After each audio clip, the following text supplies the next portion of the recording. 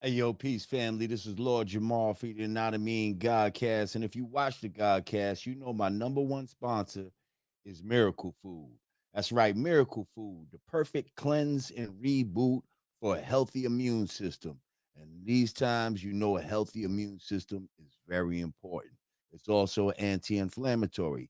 Miracle Food has Moringa, black seed oil, beet root oil. It also contains CBD. Miracle Food is just what it says. Miracle Food. Brought to you by my brother, the Chakra Doctor. So this is a black-owned company, y'all. We promote black-owned companies here on the Godcast. Okay, so go to chakradoctor.org and get your Miracle Food today. Tell them Lord Jamal sent you. Peace. www.hoodg.com. Yeah, we got the Godcast crew necks, hoodies, hats. If you don't know where to go to get them, www.hoodg.com. Go get you that Godcast gear, that brand Nubian gear. We got Rod Digger gear, all of that. Go to www.hoodg.com. www.hoodg.com. I'll let you go peacefully. Oh yeah. Let's get it. Drugs to cope with the way we live. They done turn the neighborhood into the Bay of Pigs. Kidnapped the fathers and enslaved the kids. Now they poisoning the water that they gave the kids. He ran from the cops, so they sprayed his wig. We gon' turn the precinct to the Bay of Pigs. Saw the crib like that's the way you live. Loafy bread, baking soda sitting in the fridge. My melanin garners hatred, it's sacred. Hussein Bolt, I'm too swift for the races. Drugs change the house structure. See my uncle smoke rocks downstairs, now the attic is in the basement. Preview.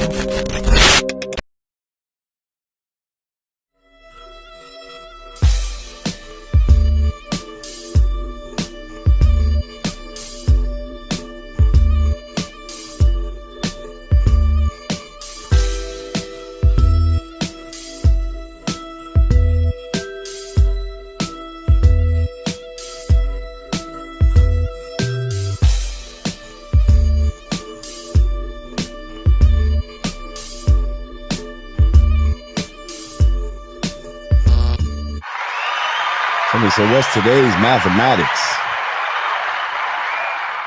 Wisdom, equality, all being born to power refinement. That's today's math, Solly.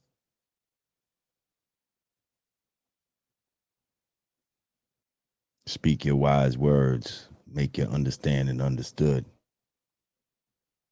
And you were born power, which is truth. And refine those that come in contact with your power. Peace to the gods and earths. Okay, people, what it do? You see the title. I got my brother here. We about to bring him on. Okay, Alabama in the check-in. I see you. That's right. Peace, God. Peace, God. Yeah, man, this is a West Coast legend right here, man. Man, he was the front man of one of my favorite West Coast groups from that era. I don't think he knows that. He knows it now. Yeah, I was a big fucking Compton's Most Wanted fan. I got some stories too. I got a funny story I'm going to share with the God. He said the intro music sounds spooky. Okay. Yeah. I got a lot of stories, man, and one funny one that I'm going to share. But yeah, this brother, man, I've been following his career for a while. A lot of y'all know him from, if not just from his music, from CMW, but from the Menace to Society movie. Oh, where he put his thug fizzle down for the whole world to see. Ladies and gentlemen, I don't even no further ado, I just want to bring him on right about this now. Give a round of applause. Godcast, welcome to my brother MC Eiht.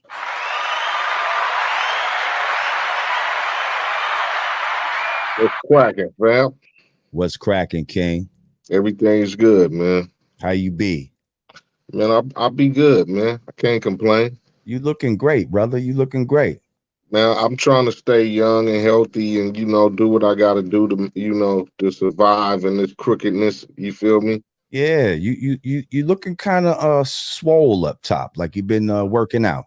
I go to the gym a little bit, you know what I'm saying? Try to get my health in, my You look like you go muscle. more than a little bit. You go. Yeah, I go more than regularly. I go more than the average Joe. You feel me? There you go. Good. Let's clap that up because we love health and wealth on this channel right here. How long have you been working out for? Honestly, about 4 years. Okay.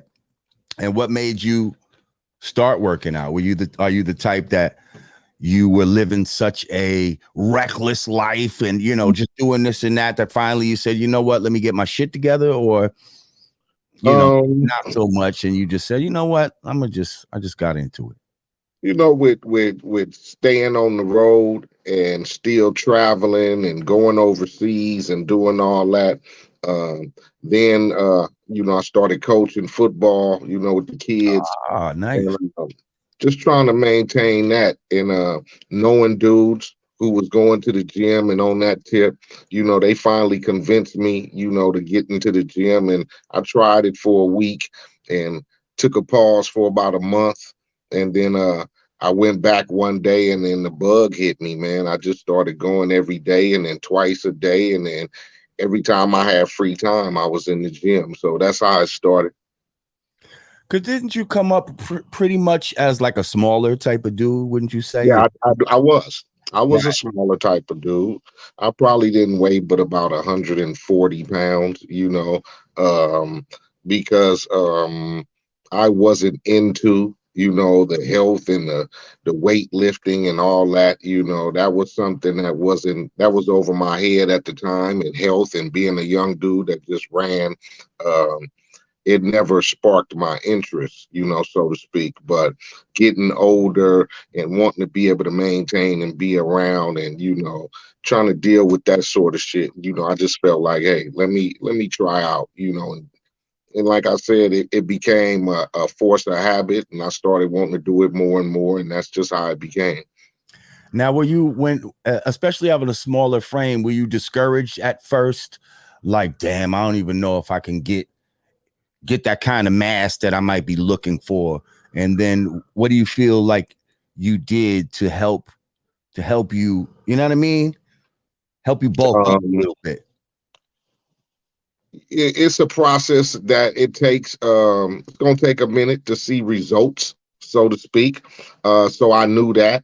I knew going into the gym, looking at dudes who was 220 pounds in muscle and, maybe trying to reach that aspect. I knew that was a far shot, but I just stuck to the program of what my dude told me, and it was just eat.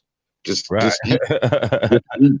You get me? And I was a person who, like most of us who in our career early, traveling and promo touring and doing that, how that lifestyle was, you hitting fast food restaurants and in and out of hotels and on to the next flight and on to the next city. And so I never was one to eat 5 and 6 meals a day. You get me? Right. And I'm the type of dude who ate once, give me some coffee. I'm going to eat once in the afternoon and we finna push all day. Right. So it was hard to pick up that habit. But once I started doing that, eating 5 times a day and going to the gym twice a day and staying on that regimen, the results started coming. And how much do you weigh now? How much did you gain in like muscle mass? I gained about 50 pounds in muscle mass. Wow. Yeah. Wow. Yeah. I went from about $140 to I'm about $190 now. Wow. Very impressive. Very impressive. All right. So, well, hang on. Matter of fact, let me share this with the people because this is old school fucking. This is old school MC Eiht, old school Lord Jamar, old school. A lot of us. Check this flick out. Did you see this flick before right here? I saw that flick yesterday. A couple days ago. Yes, indeed. That's a real infamous right there, I'm man. not even sure. Do you know where this is at? I have no idea where that's at. Now You look know, at a thin MC Eiht, a very stealth there. Lord Jamar. Everybody looking thin. Actually, look at fucking My man Fife. Oh, look at fucking Be Real. Look at man Thin and fucking Muggs. Everybody. Wow. Yep, definitely. Nikki. Who knows where that flick was? It had to be on the East Coast somewhere at the time. My guess is it was one of those you know how they had those Jack the Rapper type Exactly. CMJ type of. It probably was some CMJ maybe in New York, some shit like that. Okay, yeah. You know I mean, we did move around a lot back then. Yeah, but damn, that's like early. Damn, I had the young dreads with the fucking lamb chops. Shit is crazy. Q-tip. Wow, that's a classic flick right there. Yes, so indeed. Let's take it back. Wait, how do I get out of that? Okay, yeah, stop that. There we go. Oh, you got it on your phone. Okay, could you maybe turn your phone? There you go. There you go. Bang. All right. So let's get into it. MC Eiht, born and raised Compton, California. Yes. Yep. Tell me about. Well, first of all, if you don't mind, how old are you? I'm 50. I'm about to be 53. I just turned 50. Okay, cool. So tell me about the age. We're about the same. You know, the same age. Tell me about the era coming up in Compton, California, basically in the 70s. You was a child in the 70s. Right. Tell me about, you know, what it was like coming up in Compton at that time. Tell me about when you first started getting introduced to hip hop. And then ultimately, when did you start saying, you know what, this is some shit that I could do and I'm gonna start fucking with it? You know what I mean? In some kind of way, write my little raps or whatever the case may be. You know, like you said, I came up in the 70s. A lot of soul music and, you know, family functions and, you know, adult parties and, you know, so that's basically, you know, that's what life was to me. Typical kid. Mom's had a decent job. Pops worked for General Motors. So it was pretty cool in the beginning. My parents split. Um, so, you know, growing up in Compton, you know, single moms, you know, sister, younger brother, uh, gang infested. You feel me? You the oldest? No, I'm the middle kid. Okay. So my sister, you know, she was with the business, which made me get with the business. Wait, she's older than you. Right. Okay. You know, just by her being associated with dudes, you know, knowing dudes who was banged out and coming through, that made me as like a 11, 12-year-old kid fascinated with the life. Right. So by the age of, as far as I can remember, and I started gang banging and claiming a set, Tragnew Park. And that's what my life was. And that's a Crip set, yes? Yeah, that's a Crip set on the west side of Compton. I seen, drive-by killings and, jumping niggas and rolling through enemy territories and, shootouts and what have you. Um, Moms was a hard worker. Uh, Wanted me to take that path. You get me? Uh, I think dreams falter when you get into reality of where you growing up and the choices you have. Like I said, my father left the home, so all those dreams of a typical kid at 5, 6 year old. I'm gonna be a policeman. I'm gonna be a fireman. All those dreams went out the window because now I was left to the block. You get me? Right. Moms was working. 11 o'clock at night to 7 in the morning. So again, I was left to the block. Right. And not having no older brother around or father gone, you know, mom's tried to do what she could, put me in sports, and that had me for a little bit. And then, like I said, once it really started with the gang banging and claiming the set, there was nothing else I saw. All the dreams of that went out the window, and it was just about claiming the hood and selling crack. You feel me? We used to take family trips to Gulfport, Mississippi. That's where your family's from, Mississippi. It's where my mom's is from, Gulfport, Mississippi. My father is from Tampa Bay, Florida.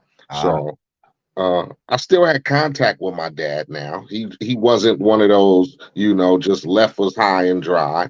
I still talk to my dad. I still went and visited on the weekends, but I was left to the streets of Compton. You get me? So mom's did what she could, like I said, but by that time I was already infatuated with the street life.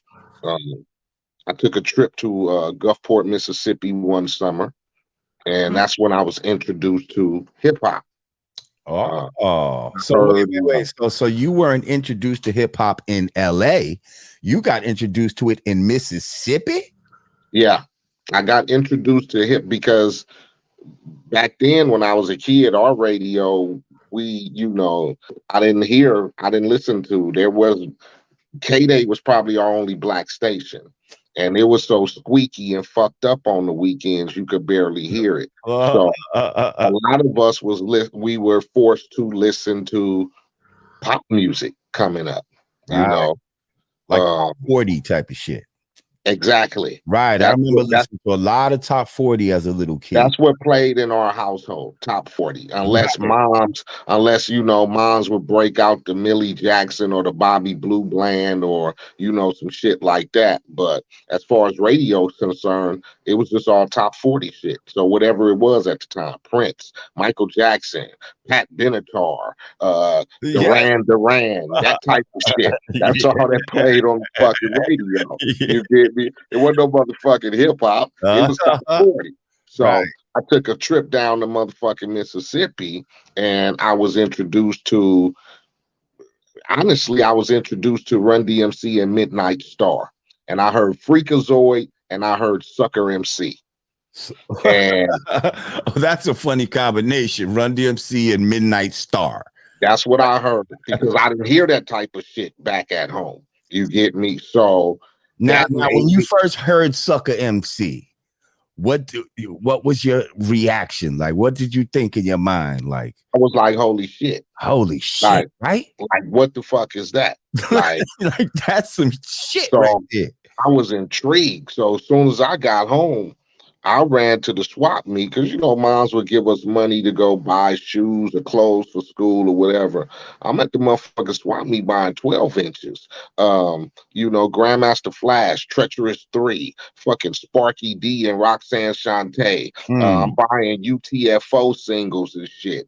I'm buying Just Ice singles and shit. Like, I'm like, goddamn, rap shit, you getting in trouble. Because I'm buying these motherfucking, the Boogie Boys and Fly Girl and shit. The Boogie Boys. I wanted all that shit, man. I'm telling you, I was on all that shit. Fucking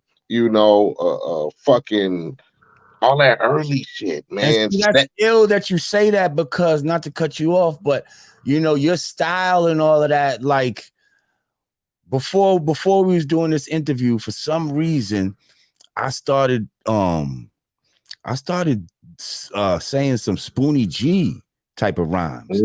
And I thought to myself, you know what? Eiht style is kind of reminiscent of Spoonie G in a way. Like the smoothness of it and it's hard to pinpoint right now exactly what I'm talking about, but you remind me of Spoonie G in a way. Did you ever listen to Spoonie G back in the day? I listen to all. I mean, I grew up on nothing but East Coast rap. We didn't have no rap on the West Coast. We had shit like Bobby Jimmy and the Critters and shit like that. Like, you know, real talk. That was a rap group? That was a rap group? Yeah. Bobby Jimmy and the Critters. And I call them like, you know how you got Weird Al Yankovic and he always taking somebody's shit and flipping it, making it.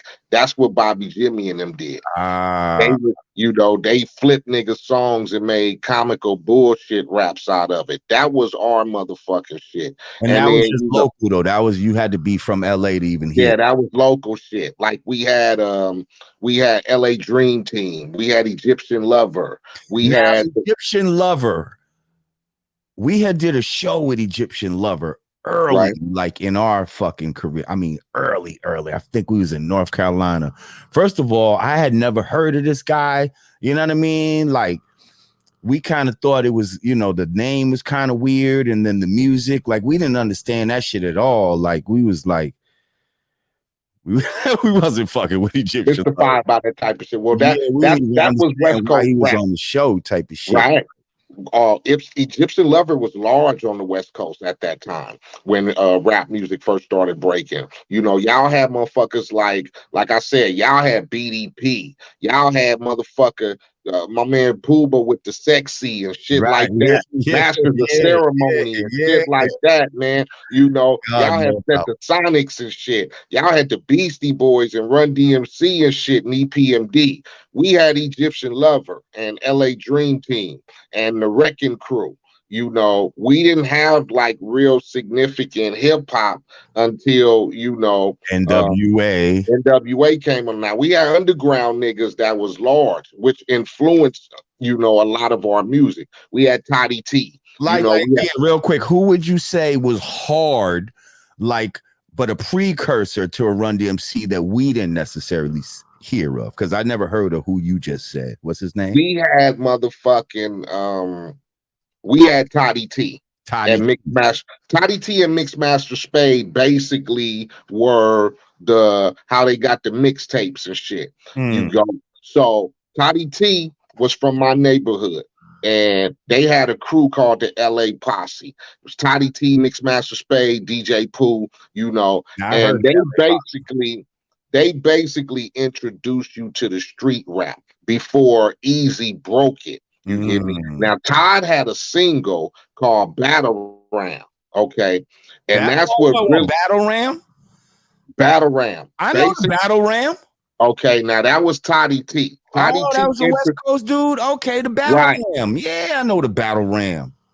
Battle Ram came because they used to basically make mixtapes, you know, TDK tapes, go in the garage, bang, bang, bang, and they used to take all the hits.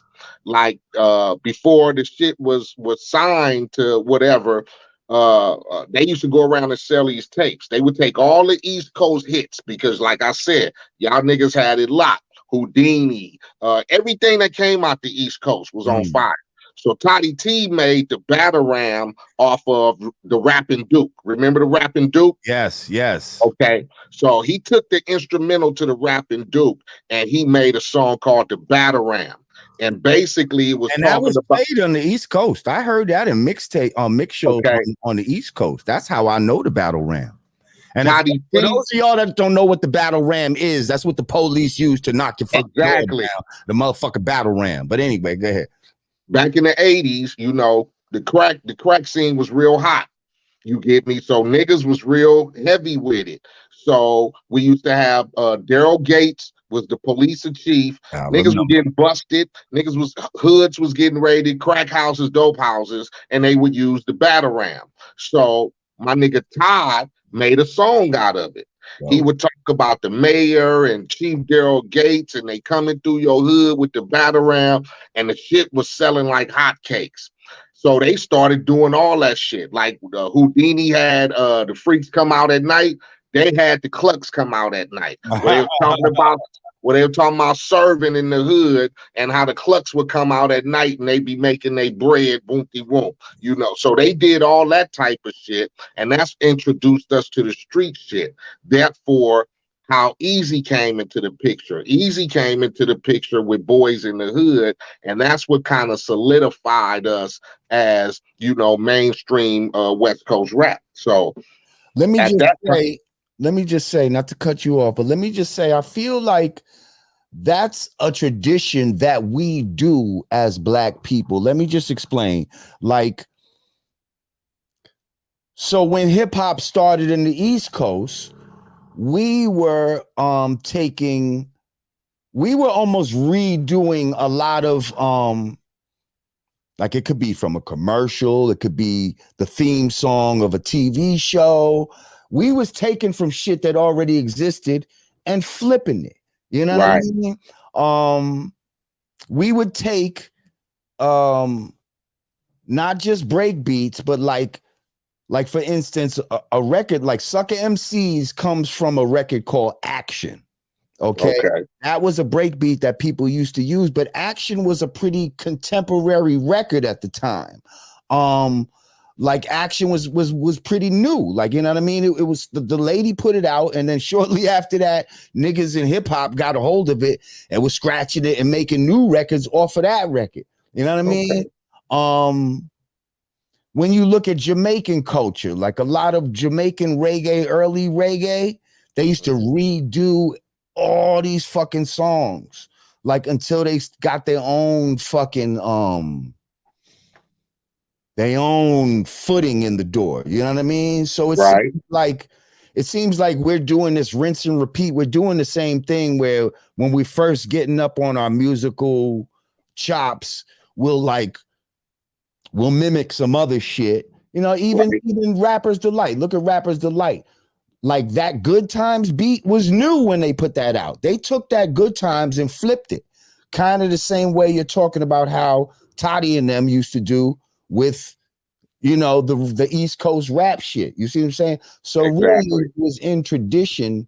It's a tradition of what we do musically until we get our footing. And then once we get our footing, now we out of here. You know what I mean? Exactly. I just found that kind of interesting, but continue. so yeah, they doing that. So they doing that, and then Easy came along, and then at the time, I was still gang banging, whatever, but the hip hop bug was catching me. Now, how old are you now about this time? I'm about 16. Right. Okay. So, it's catching me, and basically everything I want to do and is like, I'm not even with the, trying to hang out in the neighborhood and sell drugs or whatever. I run into DJ Slip through chances. I met him, this cat named Lonzo, who basically was the Wrecking Crew. Right. The guy who wasn't fucking with rap at first, right? In the movie, he was acting right.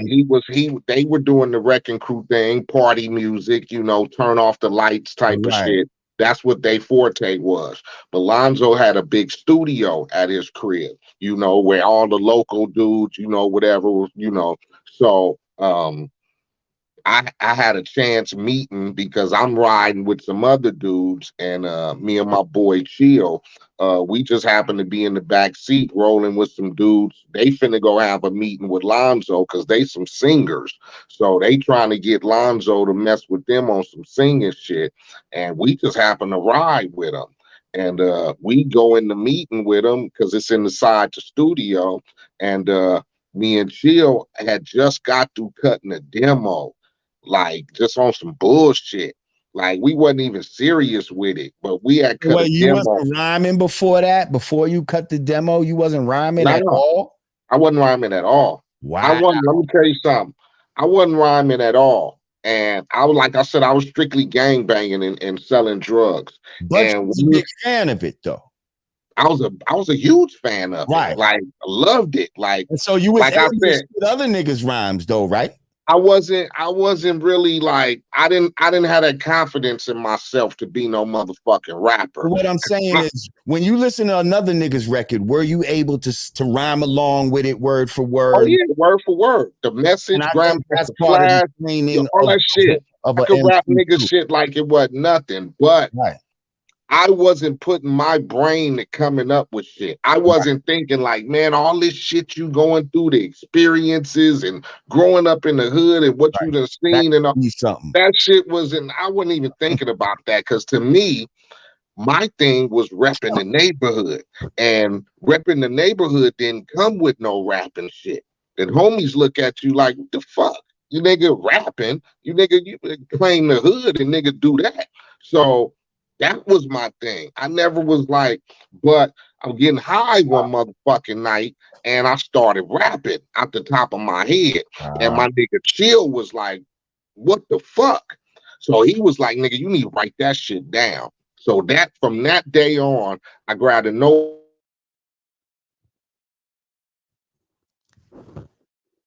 Oh wait, hang on. You froze up. So There we they, go. so man, I started writing, man, and from there, man, I just started trying to come up with raps, talking about the neighborhood, but I didn't know that I was gonna have a chance to, record no shit like that. That was like that was far out of reach. Recording some shit, like really? So, but I just started writing, and like I said, we had a chance to record a demo tape, and we happened to go to Lonzo's, and I played the tape. It happened to be Lonzo there. This cat named Unknown. Unknown had his own little label too. DJ, right? Mm-hmm. Right. Unknown had a label called Techno Hop. So and he had already put out music with Ice-T, like Ice-T's first singles, You Don't Quit, Dog in the Wax, 6 in the morning. In the morning. All of that was on Techno Hop. Okay. Copy. And then we had another cat from Compton named King T. Okay. King T was King T, that was my guy. okay.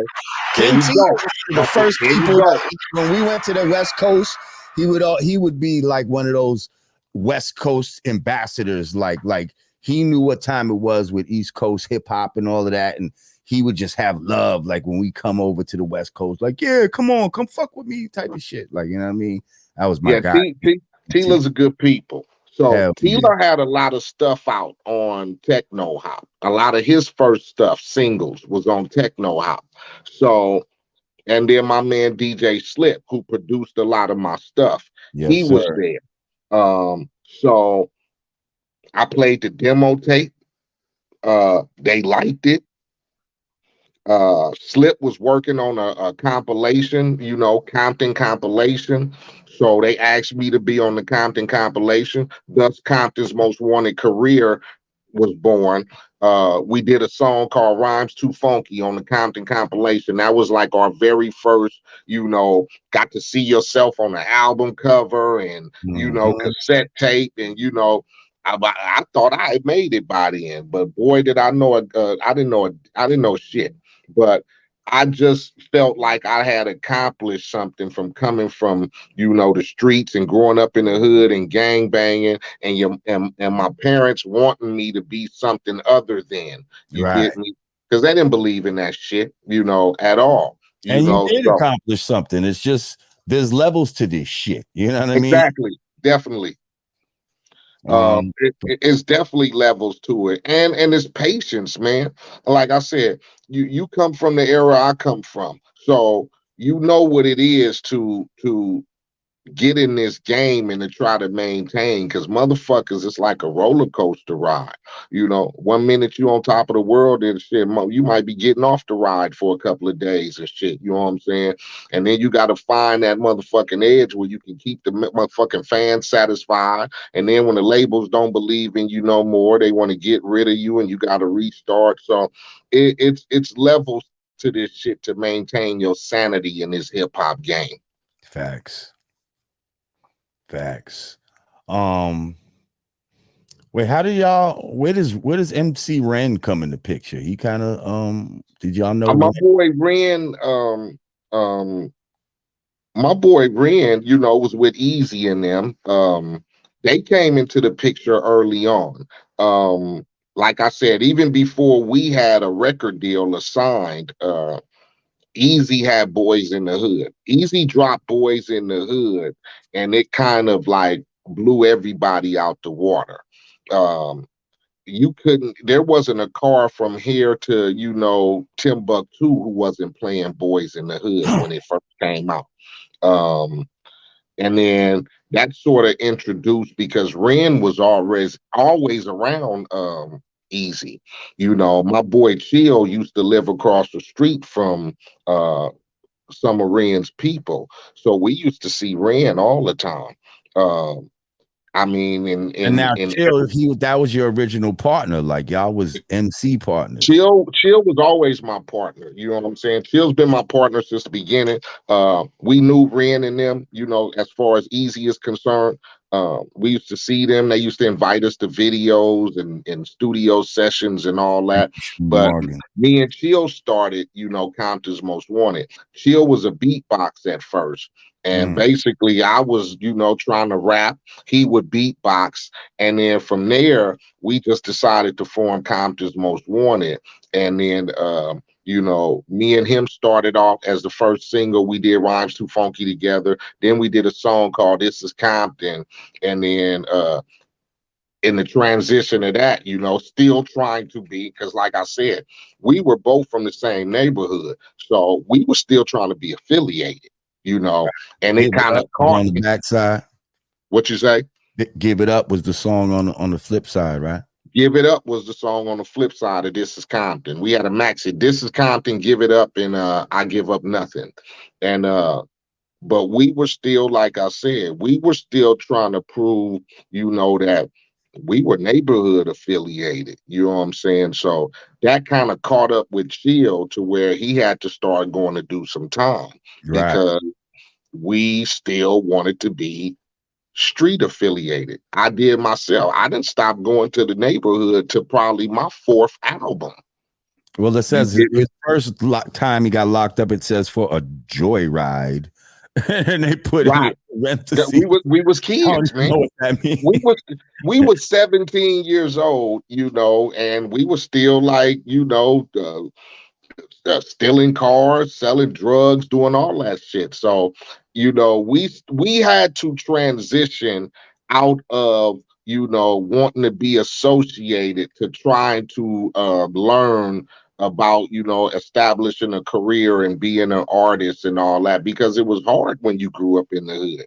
You looked at it like, shit, I'm just making bread, nigga, but I'm still from the neighborhood, and I still go, and that brings problems, and it brings the police, and it brings, unwanted situations, because now you looked upon as this artist, and you got to go places, the label wanting to send you places, and they don't understand, like, we still gang banging. So, you send me over here, it might be a problem. And we used to get that a lot. Yeah, it's funny. And y'all were young.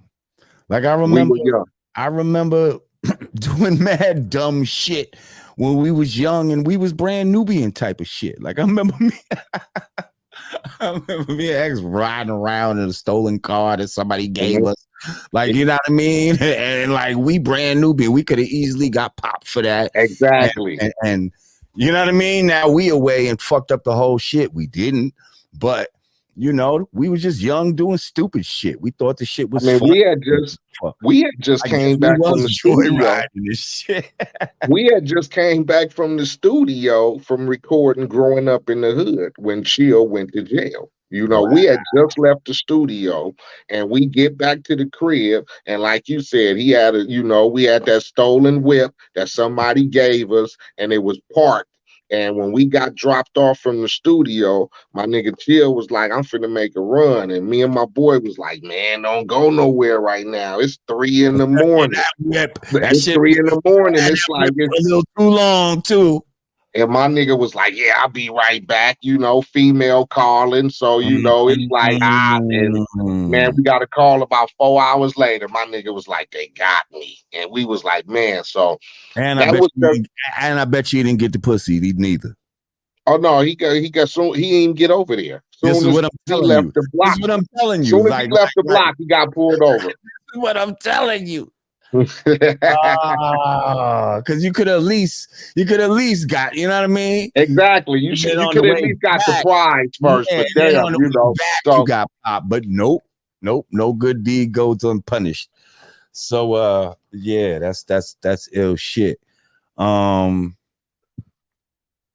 All right, so you young, y'all still like, man, we making records, but we still some block dudes, man. And we basically what you saying is the block was still more important to you at that time than this definitely music shit that you was doing. proving your loyalty to the block was everything. Mm. To me, I mean to us as young niggas growing up in the hood, you know, making the block proud, representing, letting people know where we was from and what that was everything to us as young dudes. So There was nothing else greater. do you think you had to do more? That you felt obligated to try to prove yourself even more because you're a rapper slash, you know, you know what I'm saying? You don't want niggas to look at you like. I mean, that situation it's You want niggas kind to of feel like, yeah, I'm real, just like you are. I'll do the same shit that you'll do, my nigga. I mean, it didn't have to be proven because I mean, I do the same thing you do. You Right, feel me? That I've been standing over here. I've been right, packing heat. I've been right. getting into it with niggas. I've been serving. I've been representing. There's not nothing that you do. Right, You're gonna that be I able to do haven't done. differently. Right. But um, when you start realizing that you in a different lane, because you are this rap artist. Um, you still want to be able to go to the block and be associated, but your car is looking a little better and your clothes are looking a little better and your pieces are looking a little better and you start sticking out like a sore thumb. You get Mhm, me? mhm. And there are true dudes, there are true niggas, true homies who or they congratulate your success. My nigga, you got off the block, you making records, nigga, you in movies, you moved out, nigga, you got a nice crib and all that shit. Why do you keep coming around here? Like, because in a minute the jealousy is going to really take over. Now, it don't matter that you've been affiliated and you were part of the hood and you just 5 years ago, you was over here broke like all of us, hustling, trying to rush the car and all that. But shit changes. So you have to learn how to distance. And even though I still got, homies from the neighborhood I talk to, I still associate with, we still link up and all that. But you have to learn how to transition yourself from that. You feel me? First of all, I see you got that plaque right behind you, that Menace to Society plaque. Right. Right behind you. That's something that we both share. God damn it. I wish I could swing it to this wall over here. Hang on.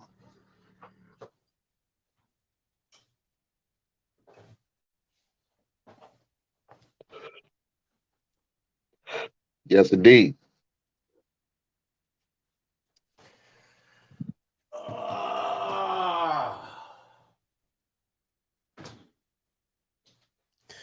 Menace to Society. Now, first of all, I just want to let the record reflect that I was listening to MC8 and Compton's Most Wanted prior to you doing Menace to Society and having that kind of success. So in my mind, you know, because a lot of times I'll do this. I'll notice somebody, I'll start fucking with them, and then they fucking start blowing the fuck up. You know what I mean? So in my mind, I'm kind of like, up there I go again. Like, you know what I mean? Like putting my attention on somebody and noticing that, yeah, they got some shit. And then the world catches up. You know what I mean? Right. And I felt like that's kind of what happened with you. You know what I mean? Because these niggas don't know about you can get the duck sick and they don't know about getting the duck sick. Man, okay, funny story. This is before Menace to Society. What was the album before that you put out? Straight Checking Them, or Music to Drive By. Music to Drive By. I believe it was Music to Drive By. So, you know, I'm the oldest of three brothers, and you're always gonna have a certain influence on your younger brothers or whatever. Right. So at the time, I'm listening to a lot of West Coast hip hop. Right. When East Coast niggas is not really fucking with it like that. They're not really knowing about West Coast dudes like this, but I am. Like, you know what I mean? And not only am I listening to it, like I'm fucking with these dudes. Like when they come to New York, they fucking with me. Like, you know what I mean? Right. Like they didn't know, no niggas didn't know nobody else in New York. You ask a nigga like Pimp C, rest in peace. You know what I mean? Pimp C, Bun B, they come to New York, they fucking with Lord J. My man Spice One. He coming to New York, and I know you did some shit with Spice One. Yeah, that's my people. Exactly. Fucking Chico. Fucking when he came to New York, he coming to my crib. You know what I mean? Be real and them. You know what I mean? They come to New York, they was fucking with us. So I used to fuck with a lot of West Coast music. So I'm fucking with Compton's Most Wanted real hard, and it's rubbing off on my brothers and shit like that, right? So I remember my brother Wise. He might be listening to this right now. My brother Wise, who's right under me, right? We in the studio. Now, in the studio, in the lounge room or whatever, Sadat was in there. He was in there with some of his people, but the model nigga Tyson Beckford was in there with him. Okay. Right? Now, Tyson Beckford, he was blowing up at this time. He wasn't super, super big yet, but he was getting big at this time. Right. So he's in there, a few people's in there. So my brother, actually it was both of my brothers, but they come in there and they had a few dudes with them. They seemed a little drunk and you know what I mean, or whatever. So they came in there, they chilling, they leave. And then all of a sudden my brother Wise comes back and he's like, yo, can't find my Compton's Most Wanted tape. And so niggas is like, you know, all right, like, you know what I mean? Like, and so my brother's like, nah, fuck that. One of y'all niggas got the tape. Now, keep in mind, I feel like we was the only ones that was really fucking with West Coast music like that. Right. I really don't believe that anybody in there was trying to necessarily steal, you know, my brother, they know who he was, but you know, he was a little sauced up, but this is what he's believing in his mind, that niggas try to jack him for his tape. So this motherfucker,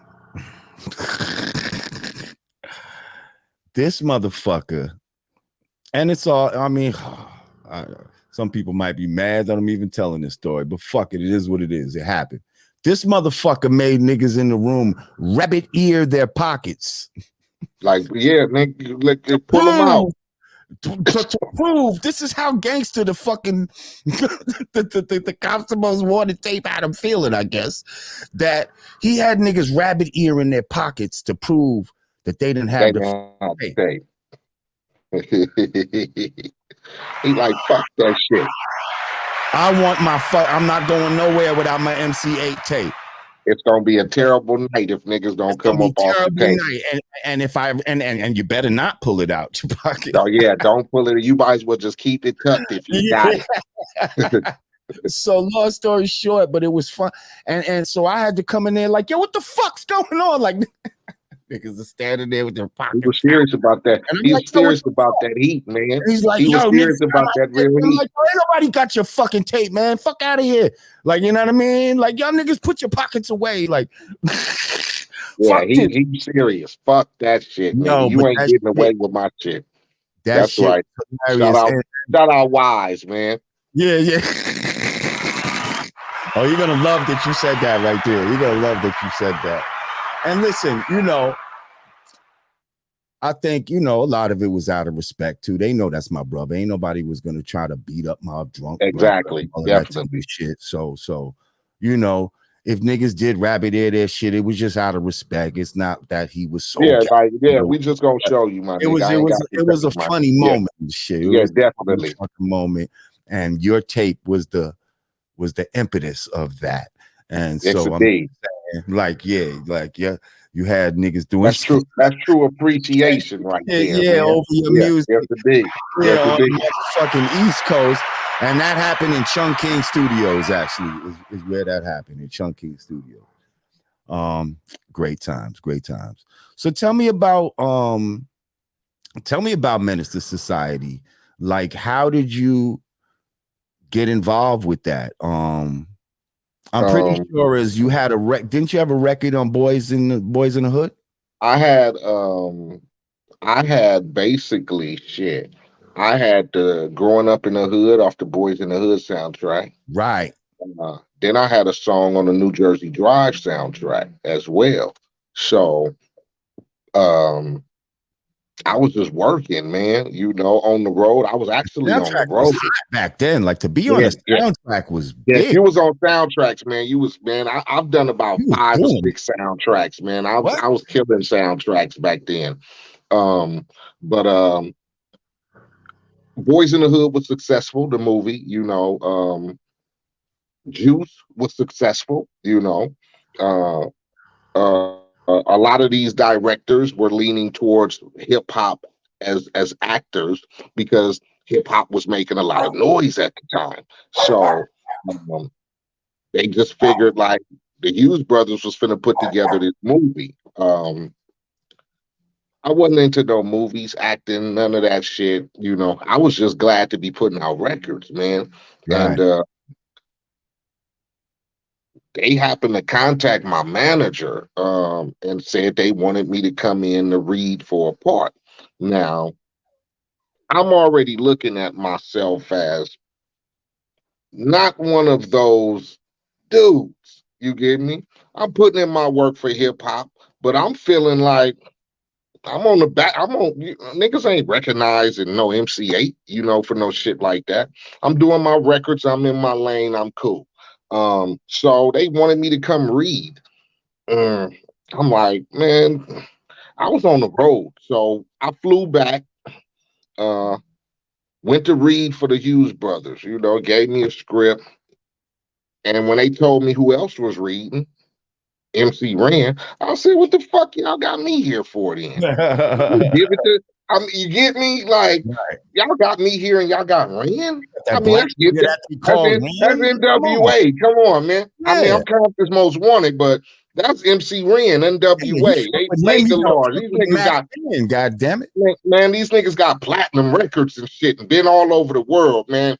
I'm just a nigga. I'm the underground hero. You not finna, so, but I read and went back out on the road, and 2 weeks later, the motherfuckers called me back. And I was like, he was like, they want to see you again. I'm like, what the fuck for? I'm like, they need to quit wasting my fucking time. You know what I'm saying? I'm on tour. Y'all fucking up my money. Got me flying back. So I flew back. I read again, some more shit, and went back on the road.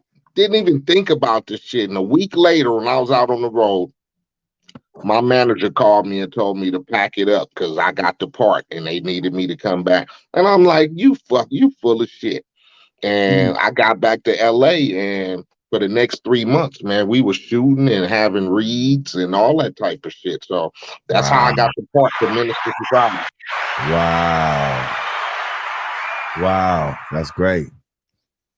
So I damn. mean, the Hughes brothers were, they were fans. They knew about my records. They knew about my videos, so to see me and have me come in, and I could hold myself amongst the other actors, like Jada and Tyron and Lorenz, and I could hold my own, and I could ad lib, and I could put in my own little shit, because let's face it, this was a movie about the block and shit, and this was something I had done all my motherfucking days. You get me? I was just on the block before I came up here.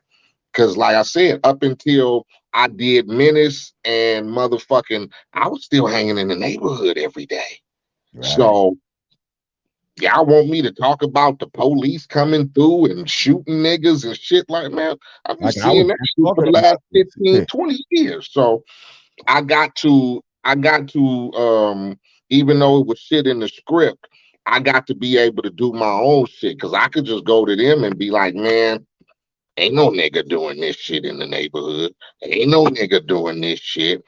And then I was able to add my own flavor, and even with the dress and shit, like, niggas ain't wearing that, and niggas ain't wearing that, and niggas ain't wearing that. So, because like I said, I was a nigga still wearing khaki suits and t-shirts and 501s in the neighborhood. So, nigga, I'm coming to work already dressed. Like, shit, I put this on this morning when I left the crib. There's no need for you to send me the wardrobe, because this is how we dress right here. So I was able to bring a lot of that to the table for my character, so to speak. Now, when I think about it, what was your character's name? AWAX. AWAX, that's right. Because I feel like for a lot of us, when we looked at that movie, we felt like we was looking at MC8. You know what I mean? Like we know O-Dog is a character, because we know that Lorenz Tate is not O-Dog.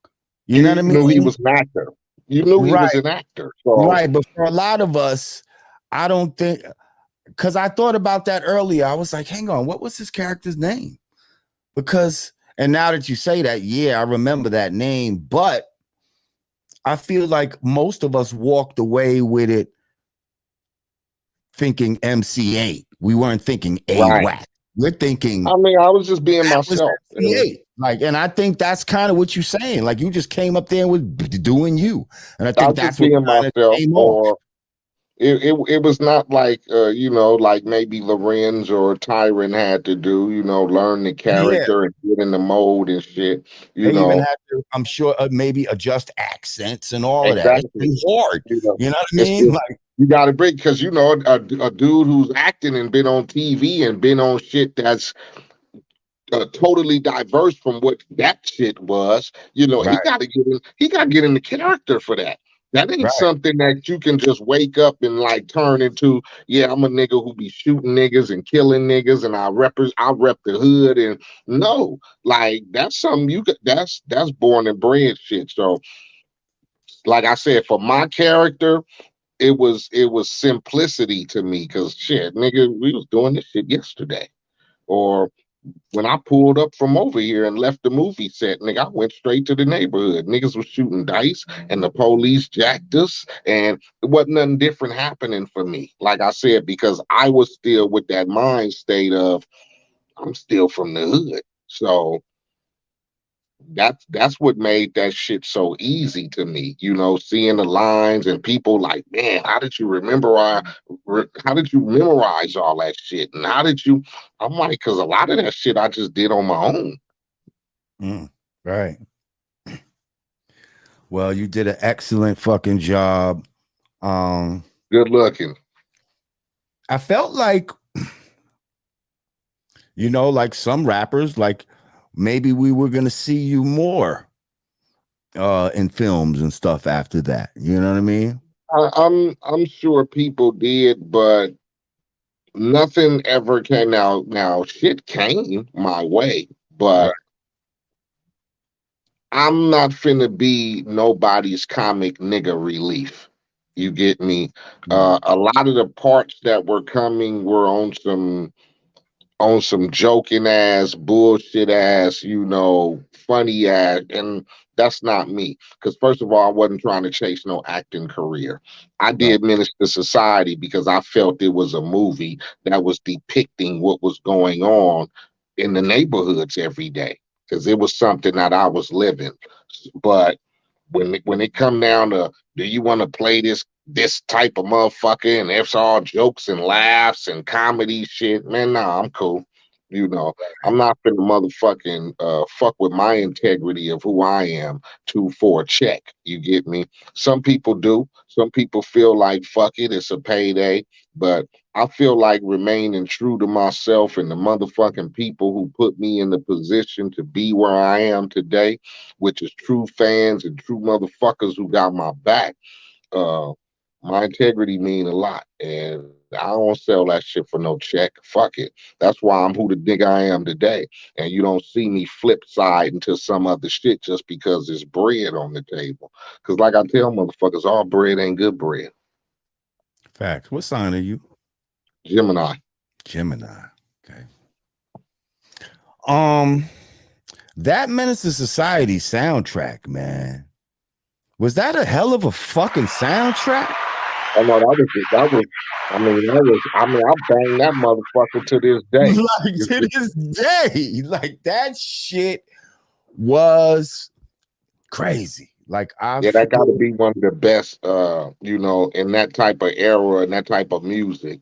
It's got to be one of the best soundtracks that was put out there, man. Definitely was. I feel so privileged to have been a part of it.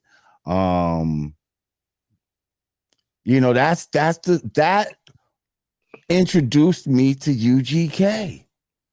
I never heard UGK, and then when I heard Pocket Full of Stones, yeah, that was the jam right there, man. no, Pocket Full of Stones was my shit. Pistol grip pump in my lap at all time. Like, yo. Yeah. It was some killer shit on there. Spice had dumping them in ditches, and What? I had straight up Menace. Y'all had a cut. Motherfucking Key all over a hole was on that motherfucker, man. That soundtrack was banging. I think Pete and CL had something on there too. Mm-hmm. That shit was. That was an all-star soundtrack right there. That was an all-star soundtrack, and I'm fucking wow. Big up to who put that out? Jive, yeah. Jive Records, yeah. Up to Jive. They did a fucking hell of a job on that one. So let's fast forward, because now, when you tell me about your influences, your early influences being a lot of, all you listened to really was a lot of East Coast hip hop. To me now it makes sense for you to maybe hook up with someone like DJ Premier. Wow. Tell me about that. How did that come to be? And tell me about that experience. Like I said, man, I was always fans of East Coast hip hop. A lot of people don't know Primo's from Texas. Yeah, I was gonna say, even though he's from Texas, but his foundation and roots from hip hop is from New York. And I've been knowing Primo since before, rest in peace, Guru. I've been knowing them since, man. My first ever hip hop concert was with Gangstar. It was in. Wait, the hip hop concert that you've performed at, or my very first time ever being on a big stage with a crowd and people paying tickets and it being promoted on the radio, and you got posters on the poles, you know how they do, whatever. That was with Low Profile, which was WC and DJ Aladdin, Wow. Above the Law, Oh, that's my Compton. guy. Shout out to motherfucker Yeah, 187. He been on the show. yeah, my people. So it was Low Profile, Above the Law, Compton's Most Wanted, and Gangstar. Mm. That was, and I met Primo that night, and we've been friends ever since. And that had to be like 1990, 91. And we've been friends ever since. And how we just became solid is, like I said, back then in our days, the companies used to send us on promotional tours where we would hit the country and we would hit all these different states and, do radio and in stores and all that type of shit. And we used to always bump into Primo and them on the road. If I was in Chicago, they was in Chicago. If I was in Atlanta, they was in Atlanta. If I was in Texas, they was in Texas. So just from doing that, and when I started flying to New York, label, because Epic Sony was based out of New York. Right. So whenever it was time to re-up or renegotiate or do a new song or single or whatever, I had to go to New York. Thus, I knew Primo. You get me? So like you said, how you was and niggas would come to your crib and Mhm. that was Primo for me. I could Right. call Primo from the airport. Hey, I just landed. Right. He I'm come get you staying at all of so that. and so. Need some Primo be weed, already whatever. he already downstairs in the lobby when I pull up. You get me? And we Mhm. jump in the MPV van and we go to his crib. And that's I'm hanging out with him. I'm meeting. I met a young Nas. I've met Tretch, Buster. Grand Poobah just told me to tell you what's up. Tell my peoples I said what's cracking. Yeah. I, No I, doubt. I, I just met a lot of people through Primo, and we always stay just not even on no like rap shit, man. Like I call Primo right now. What's up, my dude? And we talking about sports and the kids, and so he's one person that I have met in this, this hip hop roller coaster that has been very significant as just a straight up homie. You get me? So that's my relationship with Primo, man. He's beyond just a motherfucker I know. You get me? Right. So what? So y'all knew each other for all this time, and then who was the one that said, you know what? We should do some shit together. Primo, as you know, works on a gang of shit. Um, I think at the time he was working on a Black Poet shit.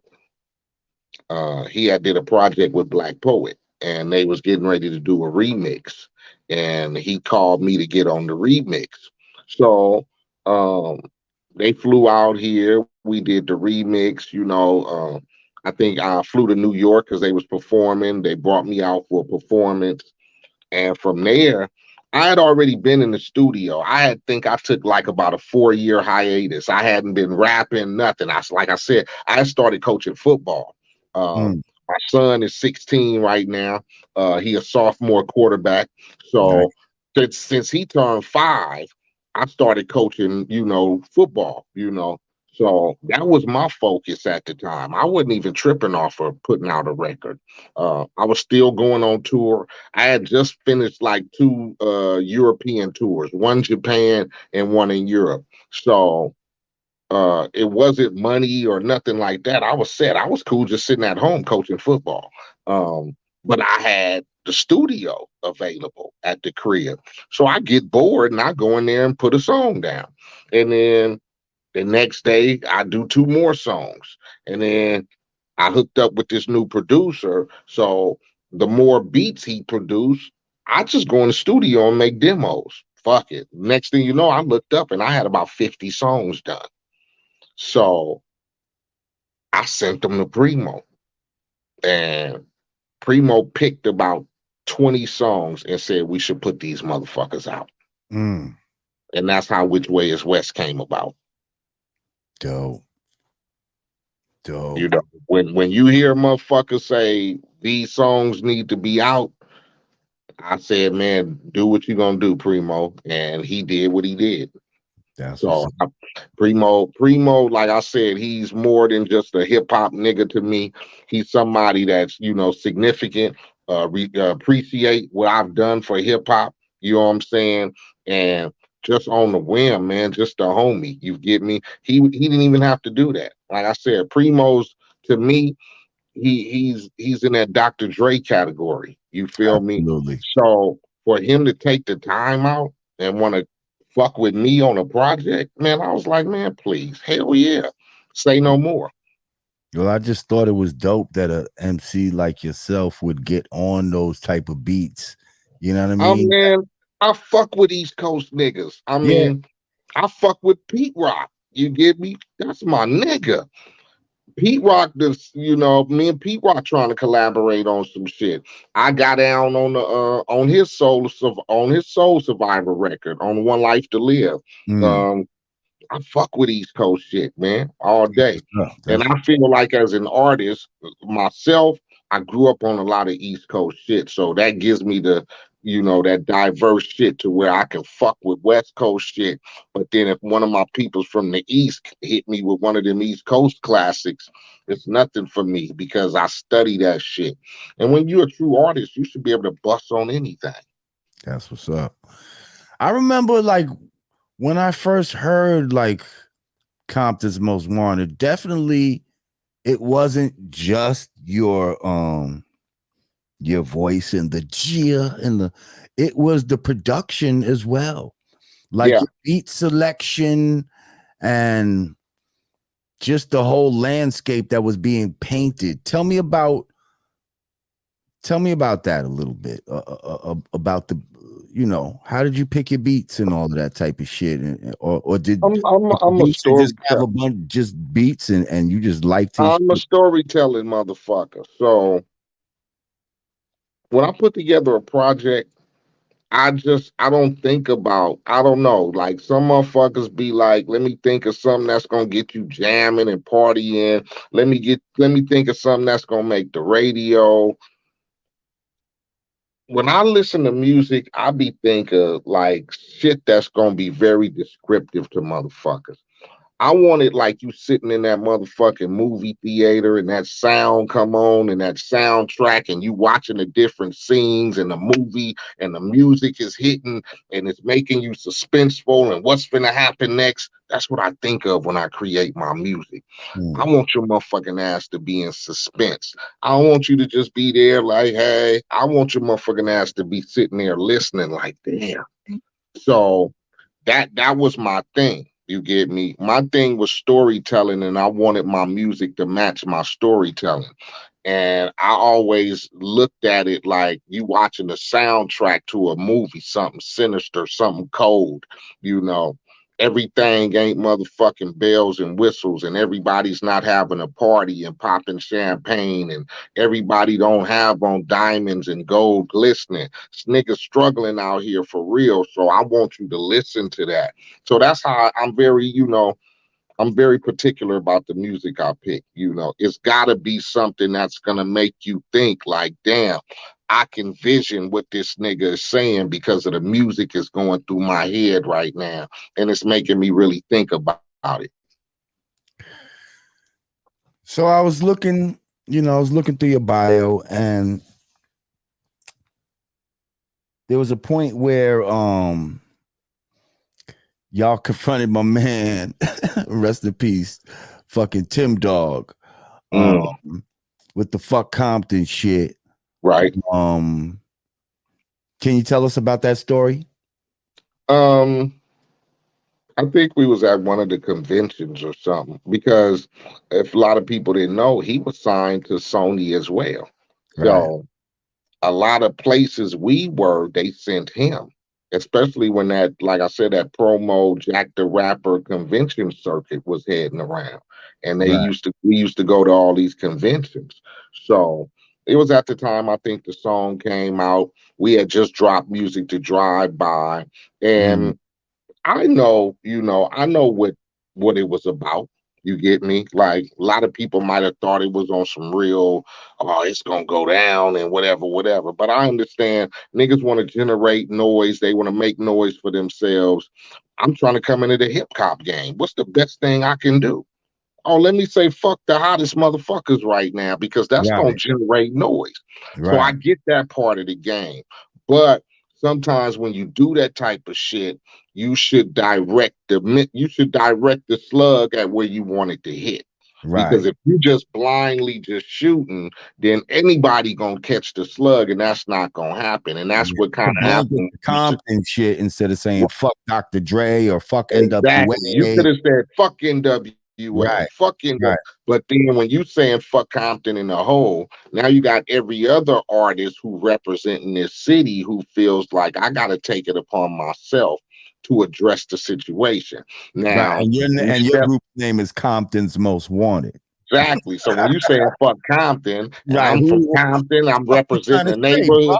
fuck? Fuck the Yeah, record shit. It is fuck the record shit, nigga. right. I And you a bang young from the gang city. banger. That's what I'm saying. You a Nigga, I'm young a gang ass gangbanger from the nigga. city of Compton, nigga. And you ain't gonna just that's like saying fuck my neighborhood or something. So you take it personal. So Right.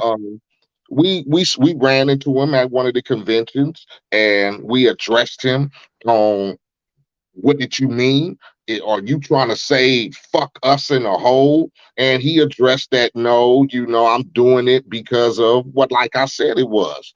D And Barnes and all that shit, right? all that shit and his situations was with NWA and with them, and it wasn't no beef with us and whatever. And that's why it never went any further than that as far as CMW is concerned.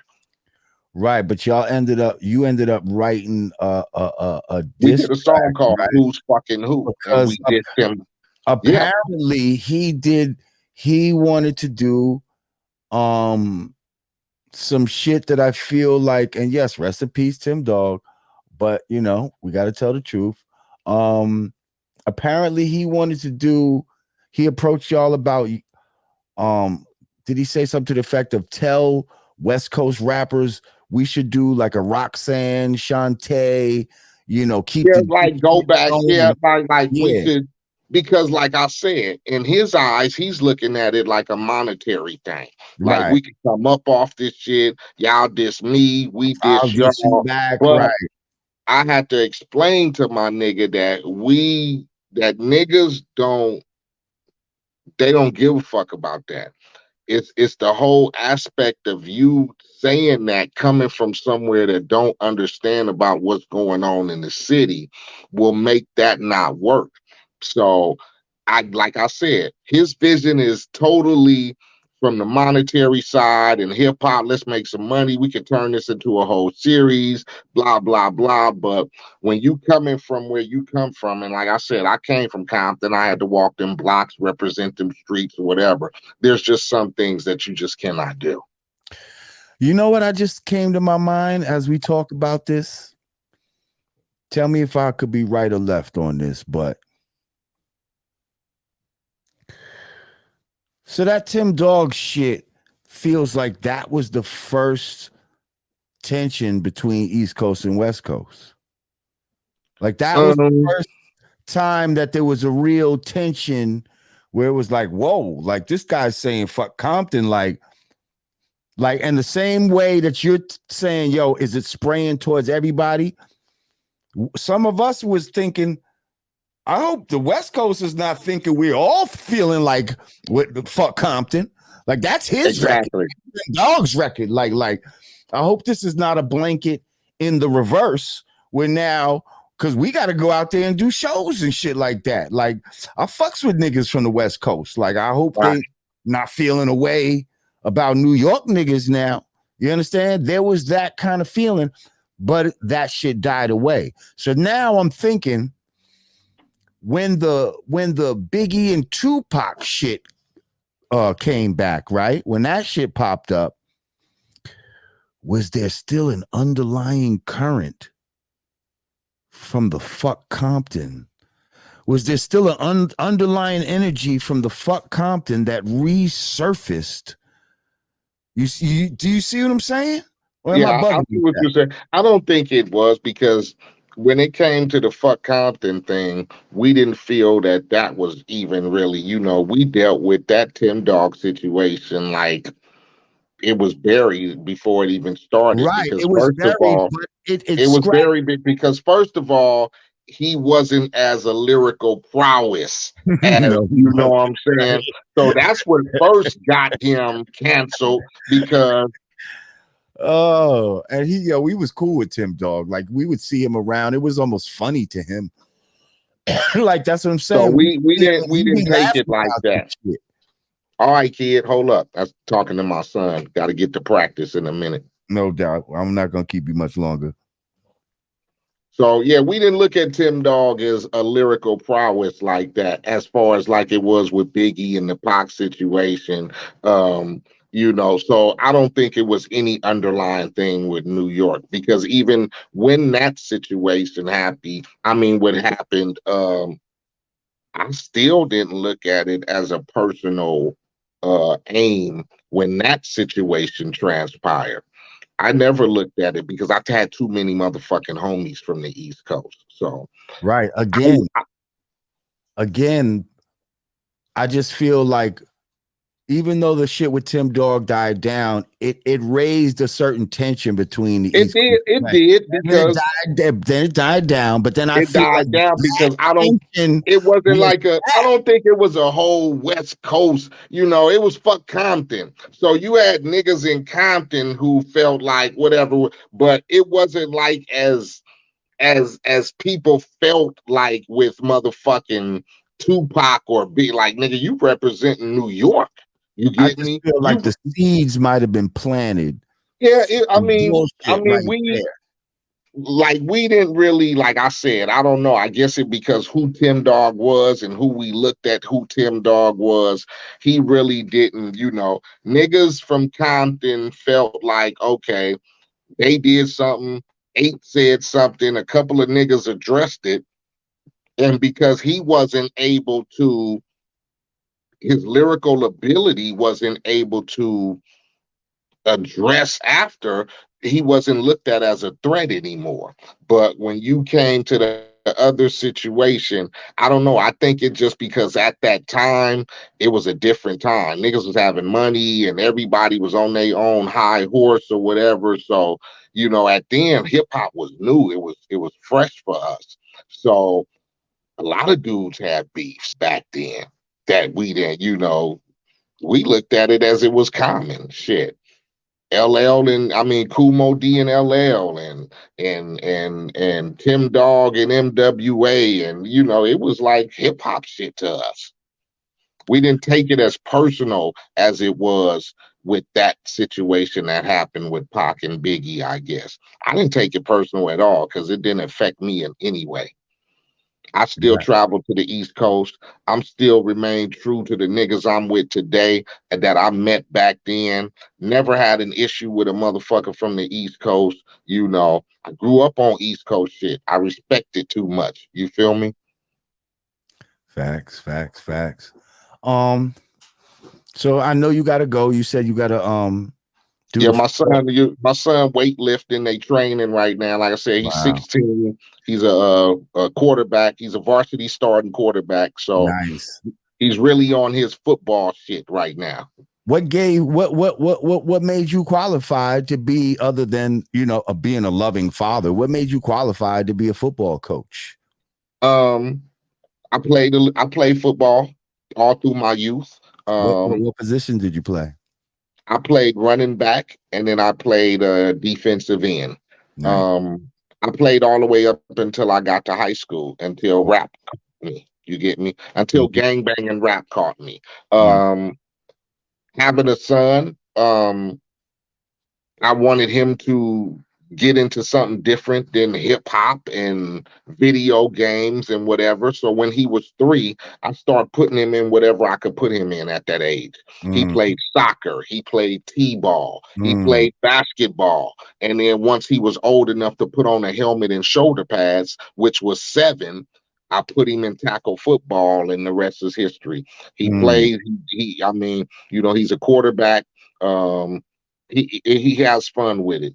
It distracted him from, I could say he's never been in trouble with the police. He don't claim no gang, and he ain't got no girl pregnant. You feel me? So I'm trying to do something right Shut other up. than what I did. You feel me?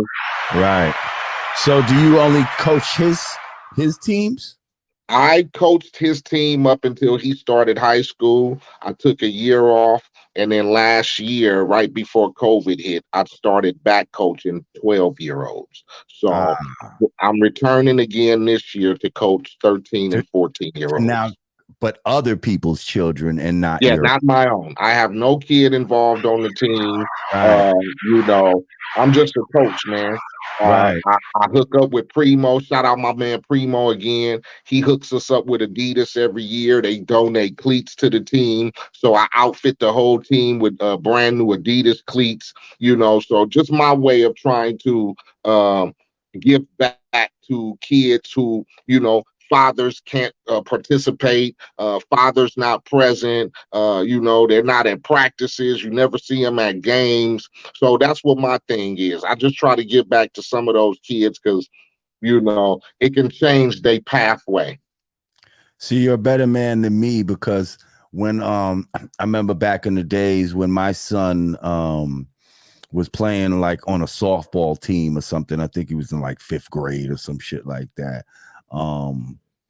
So I volunteered to coach on the fucking, on the fucking team and shit. I used to play fucking baseball, football, all that type of shit.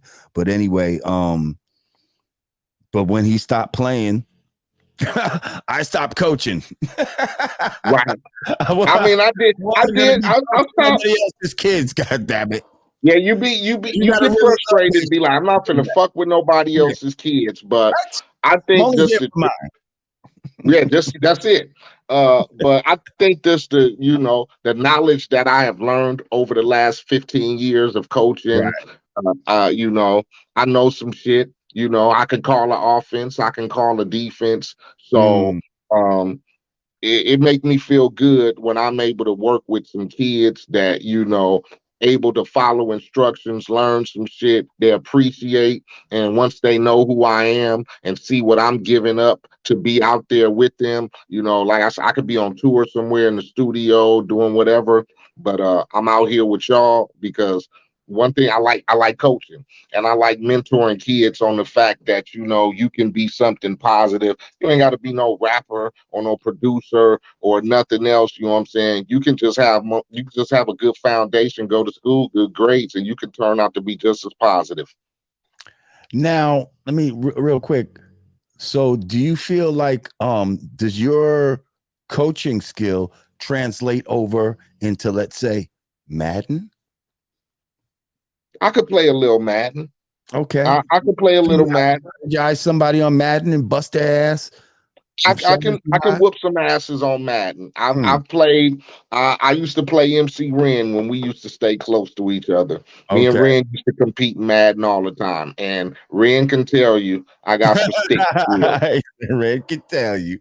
I got some stick skills. I got some stick skills. That's what's up. That's what's up. For sure. I ain't gonna hold you much longer. I appreciate you sitting and talking. Good luck, man. Thanks for having me, man. I appreciate it. Definitely legendary. Real quick, why do you spell your name without the G? Because it's experienced in hardcore thumping. It's experienced in hood tales. It's an acronym I came up with back then. So that's what MC8 means. Experienced in hood tales.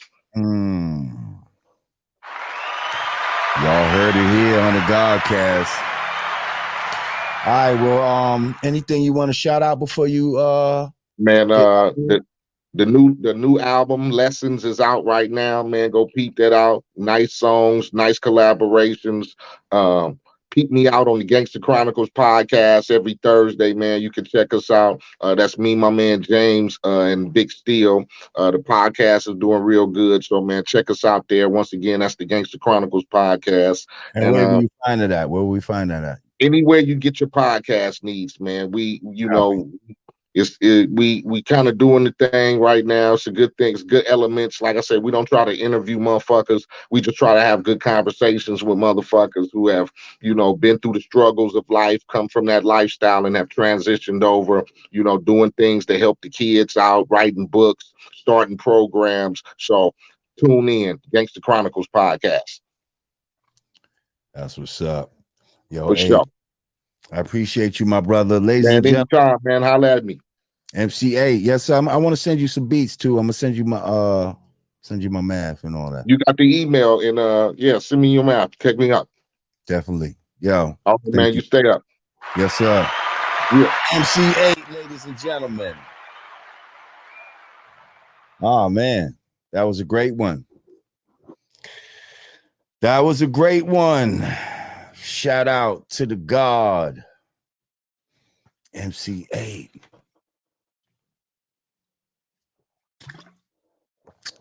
Gia. And I thank y'all for coming through.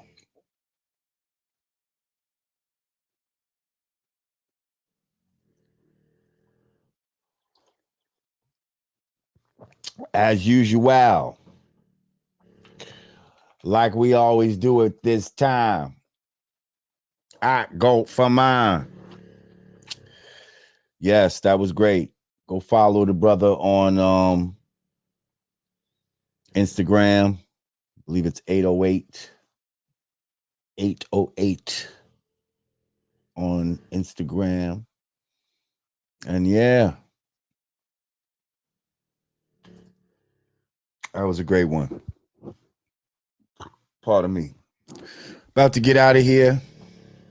What's today? Wednesday? Maybe we'll do one tomorrow. We got to see what's up. I'll let y'all know. You will get, if you're following, if you're subscribed, and you click that notification bell, then you will get a alert letting you know that we got it popping. If you'd like to watch this interview in its entirety immediately after this, it will be up on our Patreon. I encourage you to become a patron. If you want to get some of this Godcast gear, hang on, see the goddamn banners in the way. Oh, you see that? Yeah, you see the Godcast hoodie. You see the brand Nubian camel hat, camouflage hit at. Well, then you go to www.hoodg.com. All right, we'll take care of you. Shout out to my man Marco. And once again, subscribe.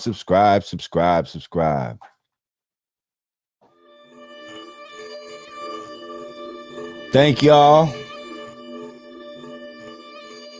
Appreciate y'all, and we will be back with more. Once again, for Yanadameen Godcast, I am Lord Jamar. Shout out to my co-hosts, Rod Digger and Godfrey. And I say, peace.